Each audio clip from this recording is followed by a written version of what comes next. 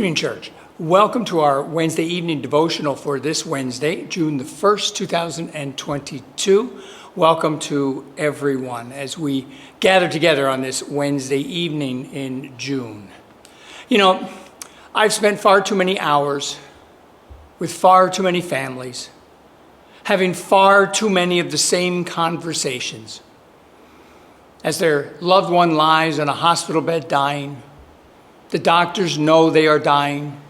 I know they are dying. The family knows they are dying.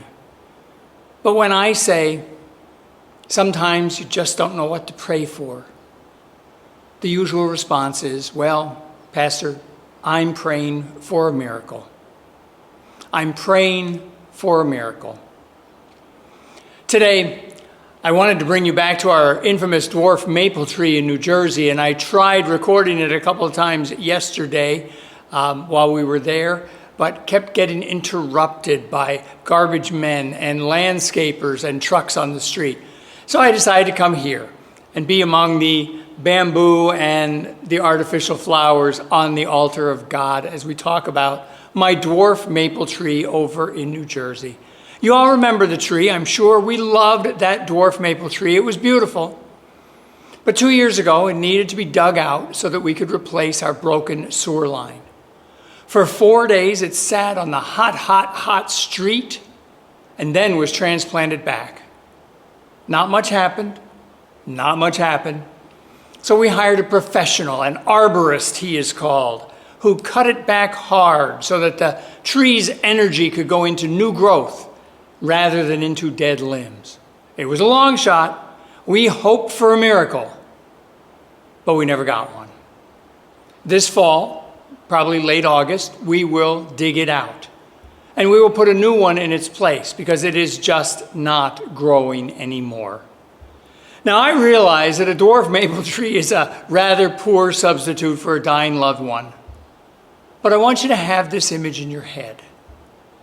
Because we have all hoped, we've all longed for, prayed for a miracle in this world of ours. We probably prayed more than we have ever prayed before in our lives. But what do you do when the miracle never comes? What do you do when the miracle never happens? Where do you turn? Where is the hope? Saying things like, oh, well, God just wanted another angel, or God only takes the best, or we'll all see each other again in heaven, or God needed another rose in his road garden really don't help at all, do they? If I heard that said to me, I think I would scream back, I don't care about God's plan. What about my plan? I don't want to see them in heaven. I want to see them now, right now. I want my miracle. Lord, where is my miracle? So what do you do? Where do you turn? If Jesus could raise the dead, why not now? Why not for me? And those are the very real questions of this day. And so here are my very real answers in a list form of things that we can do when the miracle doesn't happen. And unfortunately, these days, it feels like the miracle doesn't happen more than it does. First, what do? Keep praying. Don't stop. Keep asking for a miracle. The miracle you thought you wanted might not be your miracle. And so if you don't feel like you got your miracle, hold on, hang on, keep asking. The answer might be on its way. Might not be what you thought it was going to be, but the answer's coming. Second, don't ask for things you were never meant to have. Most times what we want is not what we need, even at times of death. Maybe we really think we want our loved one to live. But what will their life be? What will our life be? What is God's plan? We just may never know.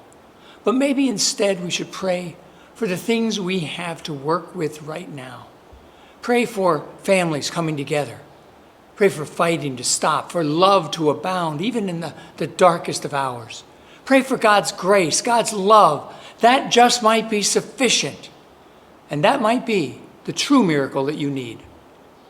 And third, and this is the one that I think is the most important for me at least, Find a way to be the miracle for someone else. I'm going to say that again. Find a way to be the miracle for someone else. As one of those self-help gurus, who I forget their name, once said, if you cannot get a miracle, become one. Become better. Become stronger.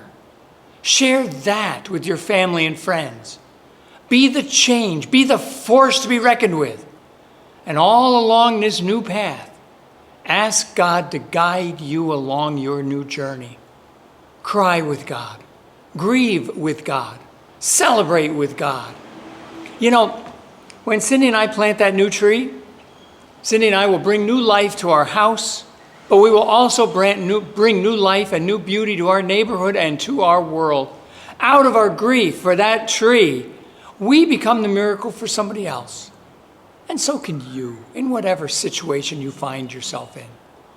I pray this night that you may find your miracle, your hope, and that you will know and feel God walking with you through the valley of the shadow with you, no matter what, no matter where. My friends, have a blessed night. I'll see you all Sunday morning. Until then, take care, y'all. We'll see you soon.